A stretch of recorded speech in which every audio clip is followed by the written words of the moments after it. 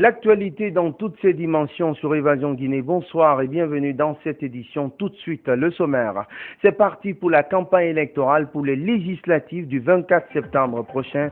Certains partis du centre réunis au sein de la FEDEPAC annoncent les couleurs. Ils ont tenu ce samedi un meeting à Sanoya dans la commune de Koya. Militants et sympathisants ont été appelés à se mobiliser massivement lors de ce scrutin législatif. La direction générale des douanes affiche ses ambitions. Une rencontre d'échange entre les cadres de l'administration douanière s'est tenue ce samedi à Conakry, une initiative du colonel Toumani Sangaré qui entend redynamiser les services douaniers du pays. Les précisions à suivre dans ce journal. Et puis, les habitants de Cagbelin sont sans abri, dénoncent leur déguerpissement forcé par les autorités préfectorales de Dubreka. La zone au cœur du conflit domanial doit abriter une usine de décharge. Voilà, mesdames et messieurs, pour les titres, encore une fois, bonsoir et bienvenue à tous. Comme annoncé au sommaire de cette édition, la campagne électorale pour les législatives du 24 septembre prochain est officiellement lancée. La FEDEPAC, entité politique qui regroupe des partis du centre, a annoncé les couleurs. Elle a tenu ce samedi un meeting à Sonéa dans la commune de Koya. Plusieurs militants et sympathisants de ce bloc politique étaient mobilisés pour la circonstance après avoir été désignés respectivement candidats et directeurs de campagne pour le compte du PUP. Moussa Solano et Aboubakar Sidiki Gabi ont tour à tour appelé les militants à resserrer les rangs pour la victoire lors du scrutin législatif. Reportage Abdourahmane Ba. À quelques jours des élections législatives en Guinée, les partis admis à cette échéance électorale entament déjà leur meeting. C'est le cas notamment de la Fédération des partis du centre FEDEPAC qui a débuté sa campagne ce samedi au siège du collectif militant de l'unité nationale communale à Sangoya, dans la commune de Koya. Avec une forte mobilisation, les militants et sympathisants de cette localité étaient venus témoigner leur soutien inconditionnel au candidat de la FEDEPAC, le tout soutenu par une prestation artistique de Sekouba Kandja. À l'issue d'un entretien, la FEDEPAC a désigné El Haj Moussa Solano, président du PIP, comme candidat aux législatives et El Haj Aboubakar Sidiki Diaby, président du parti Komina, directeur de campagne. La Fédération des partis du centre a invité ses militants à voter massivement pour une victoire éclatante du parti. J'attire votre attention que lors de ces législatives, ce n'est pas le bulletin du Komina que vous trouverez dans les isoloirs. C'est le bulletin du PUP que vous trouverez dans les isoloirs. Et qui parmi vous votera PUP aura voté pour le communal. J'invite toutes les militantes, tous les militants et sympathisants du communal à voter PUP. Après cette intervention, l'honneur est revenu aux candidats de saluer les militants qui ont effectué le déplacement avant de leur promettre d'être représentés majoritairement à la future Assemblée en cas de victoire. Les législatives, c'est pour procéder au choix des représentants du peuple, ceux qui vont mettre en place les lois qui doivent régir dans les années qui vont suivre notre société. C'est pourquoi la FEDEPAC renferme des cadres responsables qui ne seront pas à l'Assemblée nationale comme des caisses de résonance, mais qui feront effectivement le travail comme cela se doit.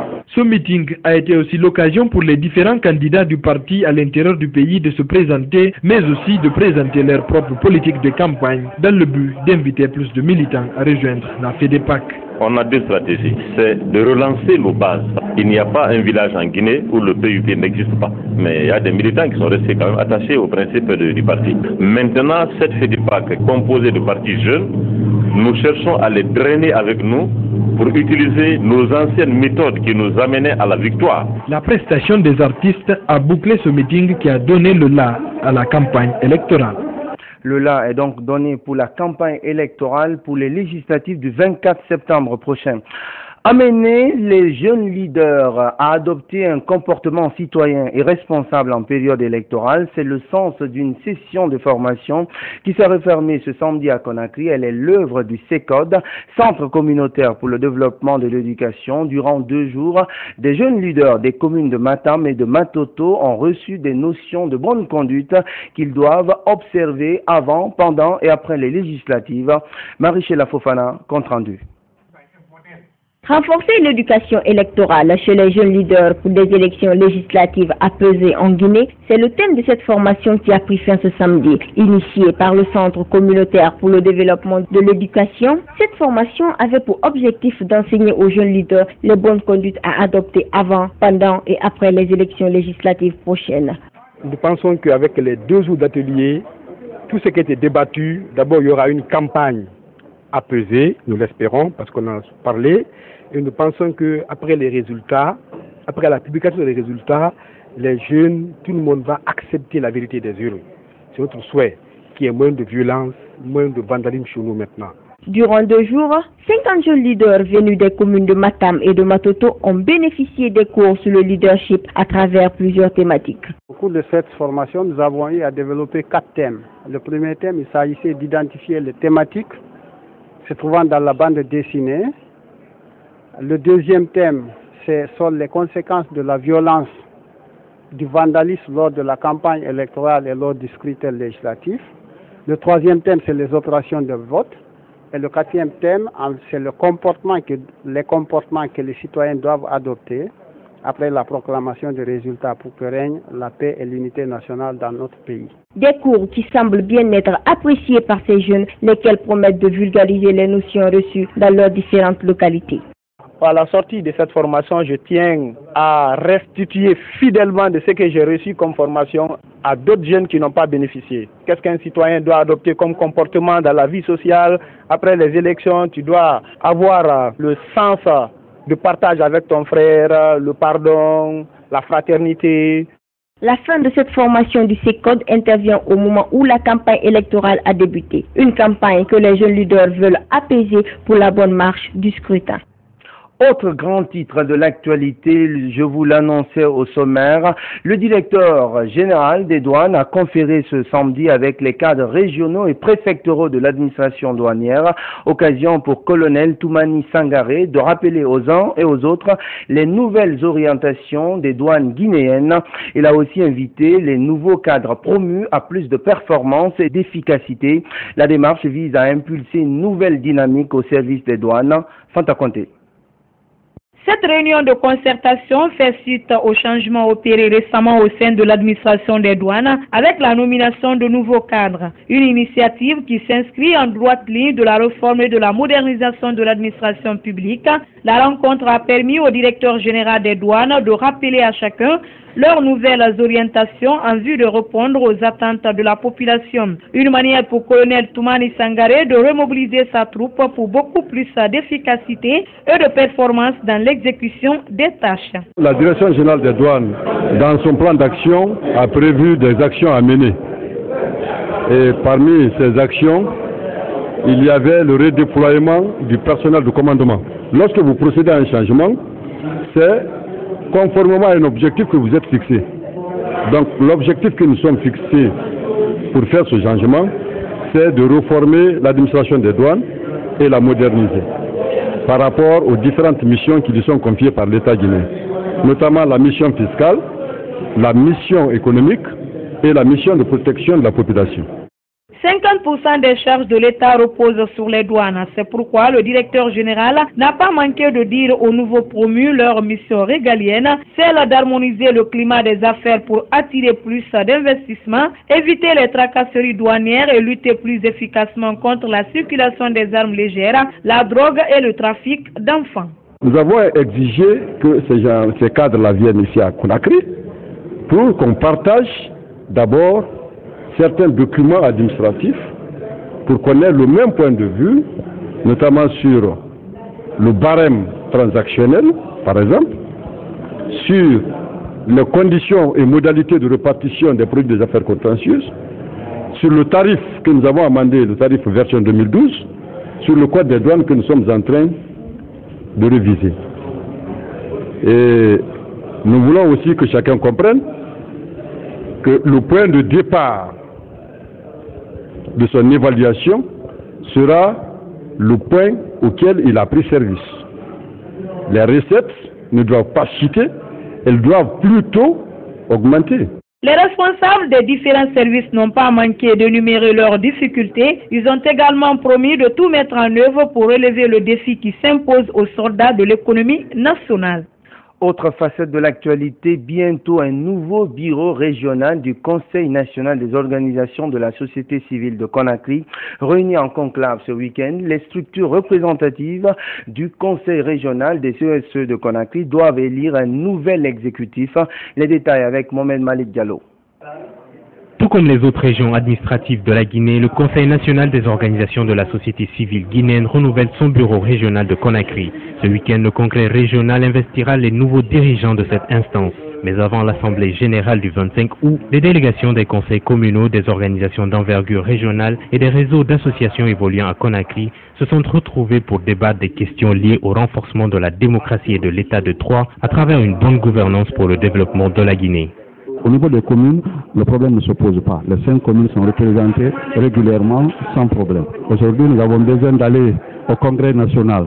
Au cours de cette rencontre, le bureau régional sortant mis en place en décembre 2012 et qui faisait office de bureau provisoire a présenté son bilan. Un bilan qui comporte un certain nombre d'activités réalisées, à savoir l'élaboration d'un plan d'action, l'analyse et la communication sur la situation du Conseil régional des OSE de Conakry, l'obtention d'un siège provisoire dans les locaux du Conseil national ou encore la redynamisation des bureaux communaux de Dixine et de Ratoma. Cependant, des difficultés ont entravé le fonctionnement de cette structure. Technique et financier, faire une communication entre les membres du bureau, donc en termes de composition. Le renouvellement du Conseil national des organisations de la société civile guinéenne, qui suppose celui des bureaux régionaux, devait s'opérer depuis 2010. Nous avons été toujours bloqués pour les problèmes sociaux, ethniques et politiques. Dieu merci, nous sommes arrivés aujourd'hui à résoudre tous ces problèmes. Nous avons fini à l'intérieur du pays dans les 6 régions et il reste Conakry et Zéro Corée. Et Zéro Corée aussi sera mis en place. Nous n'avons pas pu mettre Zéro Corée à cause des problèmes sociaux que vous avez connus. Dans l'optique de doter le Conseil régional des OSE de Conakry d'un nouveau bureau, le gouvernorat de la ville de Conakry a bien voulu accompagner les participants. Nous souhaitons que la société civile joue pleinement son rôle dans le cadre de la gestion de la vie collective de notre belle cité de Conakry. Après le renouvellement de ce bureau et celui de Zéro Corée, l'étape la plus cruciale sera celle du bureau national. Reportage signé Mohamed Malik Diallo. Et puis, pour comprendre davantage comment procède le comité préparatoire national de renouvellement des instances du CNOX pour mettre en place les nouvelles directions de la base au sommet, je vous propose d'écouter Dansa Kourouma. Il est membre de ce comité. C'est un processus qui a duré 2 ans, parce que le renouvellement, selon les textes, c'est de la base au sommet. Les bases du conseil sont constituées des conseils sous-préfectoraux, des conseils préfectoraux et communaux et des conseils régionaux. Alors, après le renouvellement des conseils sous-préfectoraux, l'ensemble des conseils sous-préfectoraux renouvelle le conseil préfectoral. Et l'ensemble des conseils préfectoraux renouvelle le conseil régional. Et l'ensemble des conseils régionaux renouvelle le conseil national des organisations de la société civile. Alors, aujourd'hui, chaque renouvellement est précédé par un débat, soit un débat préfectoral ou un débat régional. Au cours du débat, les fondements même de la société civile sont revisités et les textes fondateurs sont révisés en tenant compte de l'évolution de la structure et de nouvelles dispositions sont prises pour une plus grande crédibilité de l'institution. C'est pourquoi ça se fait en 2 jours. Et le dernier jour, ça sera le congrès régional. Et nous avons renouvelé les 6 conseils régionaux des organisations de la société civile. Et aujourd'hui, on est à l'étape de Conakry. Et pendant ce temps, des voix discordantes se font entendre pour dénoncer ce congrès électif. Des associations de jeunes soutenant Salmana Diallo disent qu'elles ne reconnaîtront pas un nouvel exécutif installé en violation des textes de loi. On écoute Amadou Baïlo Diallo. D'abord, nous refusons parce que nous pensons que toutes les organisations concernées doivent être informées. Deuxièmement, il y a eu un président qui a été élu en 2012.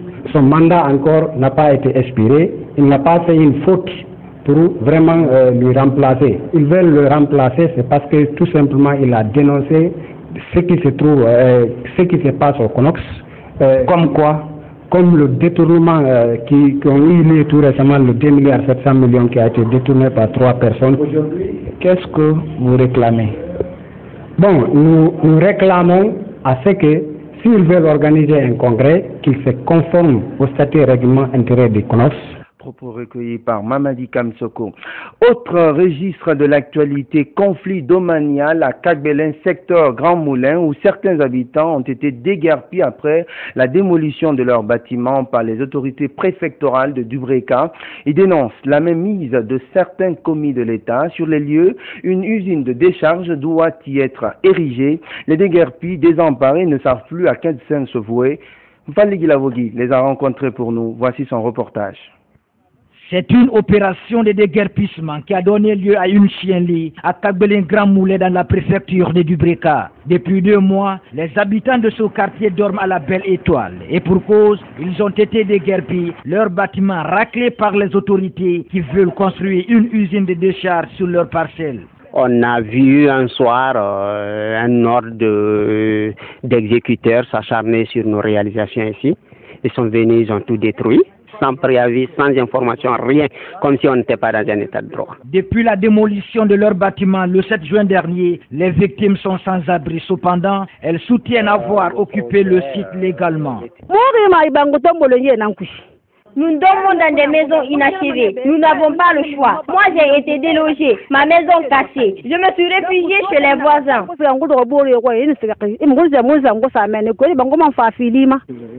fait, j'ai le dossier des gens qui sont là aujourd'hui avec des papiers qui signifient aujourd'hui que c'est l'État qui nous a donné les terrains, les donations, les plans de masse, les titres fonciers légaux par l'État. Parce qu'aujourd'hui, un titre foncier ne peut pas donner pas par l'État.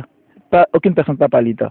Aujourd'hui, c'est vraiment un peu dessus de l'État qui vient casser les domaines des gens aujourd'hui ici à Dubreka. Le 31 mars 2010, les parcelles auraient été restituées aux occupants à travers un décret signé par Sekouba Konaté, ancien président de la transition. Dans le même décret, le général Sekouba Konaté aurait demandé aux autorités préfectorales de Dubreka de transférer l'usine de décharge à Orira pour dicter le respect des droits des occupants du site.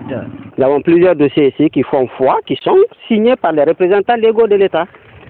Donc, on ne comprend pas comment ces autorités puissent aujourd'hui dire que nous sommes venus nous installer ici de manière anarchique, qu'on n'a eu aucune autorisation. Nous avons été arnaqués, escroqués par certains communes de l'État, et alors nous appelons le président de la République pour qu'il essaye de servir d'intermédiaire entre nous et ces escrocs qui les représentent. L'opération de déguerpissement est condamnée par certains topographes qui travaillent dans le site. Moi, ça ne m'a pas plu. Ça ne m'a pas plu du tout. Parce que c'est un décret qui a annulé le dépotage. Ils ont attribué aux gens, en aucun cas, ceux qui viennent, ils vont dire que le décret là n'était pas un décret présidentiel. Les autorités préfectorales se refusent pour l'heure à tout commentaire. En attendant, les victimes, elles n'ont que leurs yeux pour pleurer. C'est ce qu'on pourrait appeler de l'escroquerie teintée d'énigmes et de mythes. Le phénomène ne vous dit peut-être rien, mais de plus en plus de personnes plongées dans une insouciance mystique remettent leurs biens en nature et en numéraire à des escrocs qui se font passer pour des guérisseurs ou des prévoyants. Une astuce qui a apparemment pion sur rue à Conakry. Une dame du nom de Aïssatou Sankon en a appris à ses dépens. Elle a remis tous ses biens à des inconnus qu'elle a rencontrés la nuit dernière dans un restaurant de Kipé. Elle explique sa mésaventure au micro de Mfali Gilavogui. Hier, je me suis rencontrée avec 2 hommes centre-émetteurs. Ils m'ont demandé si je connais une vieille qui s'appelle Adjamma Yari. J'ai dit non, je ne connais pas. Il dit d'accord, comme tu ne connais pas Adjamma Yari, c'est Dieu qui t'a sauvé au fait qu'on se rencontrait. Là où tu partais, là, c'est une fille qui t'a appelé. Donc, quand tu pars là-bas, tu vas voir un accident. J'ai dit, ah, comment il dit, c'est des sorciers qui t'es su. Ils m'ont touché au corps, ils ont fait sortir 2 viandes. Ils m'ont dit de pisser, j'ai pissé, j'ai eu le sang. Donc, j'ai eu peur maintenant. Je les ai demandé, ça s'est passé comment. Ils m'ont dit vraiment que c'est les sorciers qui me suivent, d'aller leur donner ma télé avec le sac que j'ai en main. Avec le téléphone, je suis venue, j'ai pris ma télé, je l'ai remis tout, ils ont parti avec. Est-ce que vous étiez dans votre état d'âme, madame? Non, je n'étais pas dans mon état. L'autorité n'a qu'à prendre soin de ça, parce qu'ils ont beaucoup, qu'il y a même des femmes entre eux. On ne fait que détourner les gens là. On ne sait pas si c'est des Guinéens ou bien c'est des étrangers qui le font.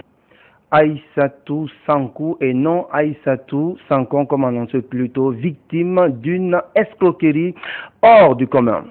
Du matériel didactique et hospitalier pour la Guinée, il est destiné au département ministériel de la Santé, de l'Éducation et des Affaires sociales, un don du Rotary Club doyen de Conakry pour soutenir les couches vulnérables du pays.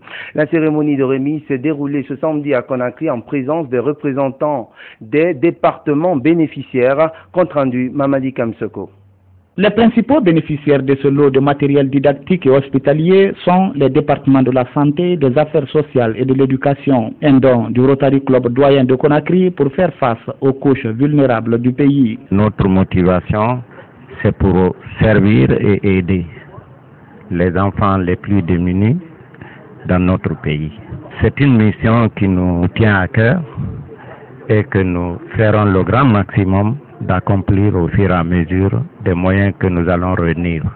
Pour les représentants des départements ministériels concernés, l'action mérite un encouragement car elle offrira des soins à un coût allégé aux malades de la Guinée profonde, mais aussi permettre un accès au savoir universel pour les enfants. Tout notre problème, c'est de savoir si ces documents sont en adéquation avec nos différents programmes d'enseignement, mais d'ores et déjà, nous leur rassurons que ces différents documents iront droit et directement aux utilisateurs locaux, que sont les écoles et les établissements visés.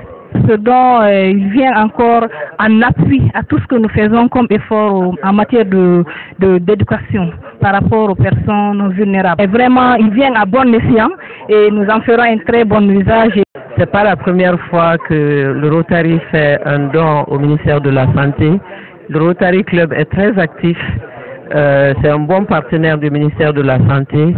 Il vaccine les enfants, il soigne les yeux. Quand il donne aussi, ce jour-là aussi du matériel encore pour nous appuyer, nous ne pouvons qu'être très heureux. Ce geste du Rotary s'ajoute à de nombreuses autres actions en faveur des populations guinéennes.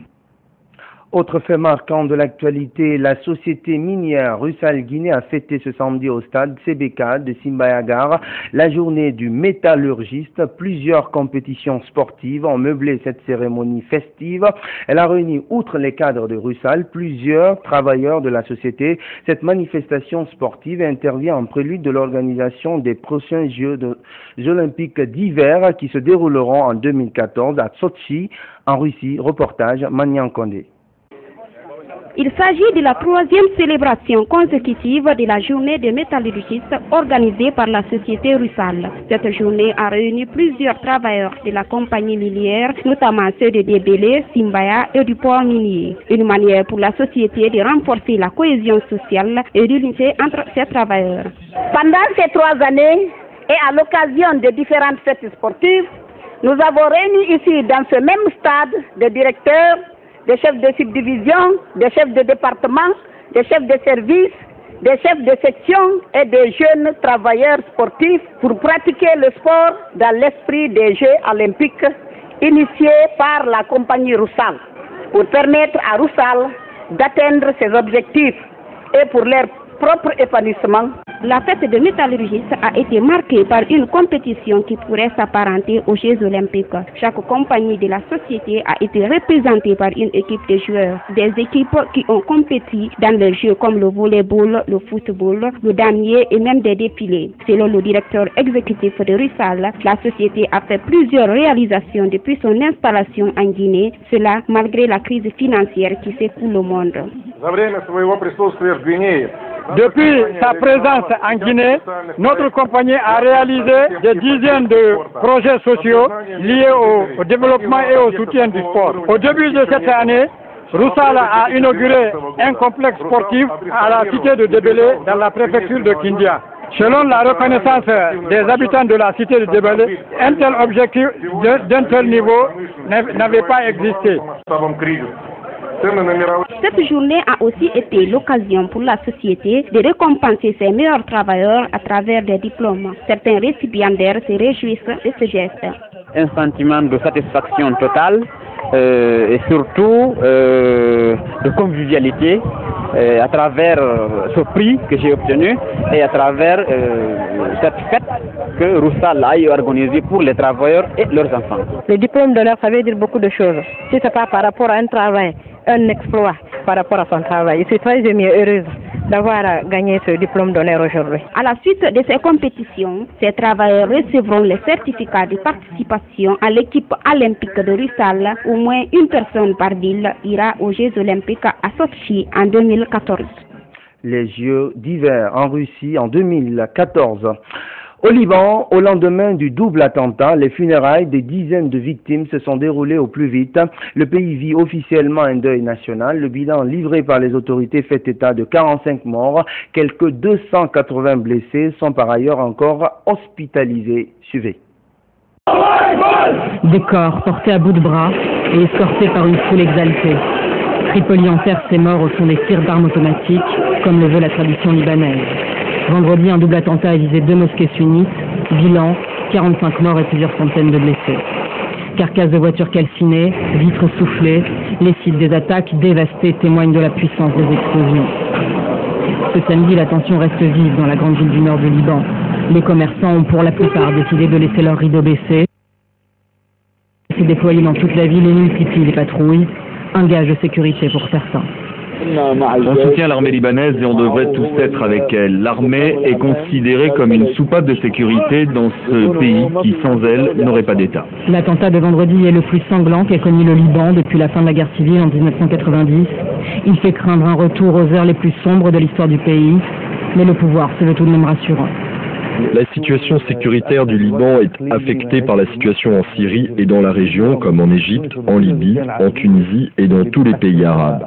La situation est perturbée, mais pas aussi effrayante que certains le disent. Ce double attentat exacerbe les tensions, d'autant qu'il intervient une semaine après celui perpétré au sud de Beyrouth, le fief du Hezbollah qui combat aux côtés des troupes de Bachar el-Assad. Et pour certains, Tripoli serait la cible de représailles. L'influent prédicateur salafiste Daï Islam al-Shal, que l'on voit ici prier lors des obsèques de 2 victimes, a dénoncé hier le régime syrien et ses alliés libanais. Mais ce samedi, l'heure est au deuil national. Faut-il y voir un changement de ton à Washington à propos des récents événements controversés en Syrie, la possible utilisation d'armes chimiques par l'armée syrienne? Toujours est-il que Barack Obama a décidé de réunir son équipe de sécurité et qu'en Méditerranée, un nouveau destroy américain a été déployé, prêt à toute éventualité. Explication. 3 jours après l'attaque à l'arme chimique présumée qui aurait fait des centaines de morts, les combats font toujours rage, comme ici dans la banlieue de Damas. Face à cette escalade de violence, les États-Unis viennent d'annoncer le déploiement d'un 4e navire de guerre armé de missiles, le Mahan, le long de la côte. L'état-major dit vouloir donner toutes les options à Barack Obama, qui se refuse pour l'heure de parler d'intervention imminente. Certaines personnes réclament une action immédiate, mais cela pourrait mal tourner. On risquerait de s'embourber dans des situations très difficiles. Une intervention pourrait être compliquée et coûteuse, et cela ne ferait qu'alimenter encore le ressentiment dans la région. Une prudence américaine et un refus formel des Russes et des Chinois, pour l'instant hostiles à toute intervention. Même avec un feu vert de l'ONU, les Américains ne sont pas prêts vraiment à intervenir. Rappelez-vous qu'en Libye, ils ont bien sûr envoyé les Tomahawks à partir de leurs navires, mais ils ne sont pas intervenus directement. Donc la limite aujourd'hui pour les Américains en termes d'intervention, c'est éventuellement d'envoyer des missiles, mais certainement pas de poser le pied au sol. L'ONU, quant à elle, vient d'envoyer à Damas Angela Kane, la haute représentante pour le désarmement, avec un objectif, permettre aux experts en armes chimiques présents sur place d'inspecter dès que possible les lieux de l'attaque. Sport, football, pour boucler cette édition, les 8e de finale de la Coupe nationale débutent ce week-end. Au programme des matchs au sommet, le Auréa Athletic Club, champion en titre, opposé à l'AS Baté Nafadi. Autre affiche très attendue de cette compétition, la rencontre Alustar de Fria, AS Kaloum. Le club de la presqu'île de Kaloum entend faire une bonne opération pour ce déplacement à Fria en vue d'une qualification au prochain tour. Fodé Camara a assisté au départ de l'AS pour Fria, reportage. Il est 11h ce vendredi et le stade de la mission est pris d'assaut par les supporters venus nombreux, certains pour voyager avec le club, d'autres simplement accompagnés de l'AS Kalom qui sera reçu dimanche prochain au stade d'Abangoura par l'Alustar de Fria. Après un peu plus de 2 heures de marche, l'équipe arrive à Fria. L'accueil est chaleureux, mais encadreurs et joueurs restent sereins quand ils savent que leur adversaire n'est pas facile à manœuvrer, surtout à domicile. Fria ASK ce dimanche sera un match dur, très dur. Les supporters, dirigeants et joueurs restent confiants et visent une victoire, voire une qualification, pourquoi pas le trophée de la 53e édition de la Coupe nationale, qui permettrait à l'AS Kalom de représenter notre pays à la prochaine Coupe de la Confédération africaine de football. Car c'est le seul club guinéen qui a brillé dans cette compétition. C'était en 1996 quand l'ASK a joué la finale de la Coupe de la Confédération africaine de football face à l'Étoile de Sahel de Sousse. Deux alléchantes affiches en perspective. Ainsi s'achève cette édition d'information. Merci de l'avoir suivi. Restez sur Évasion Guinée et gardez un œil sur notre site internet www.groupeevasionguinée.info. Bonsoir à vous qui nous suivez à travers le monde.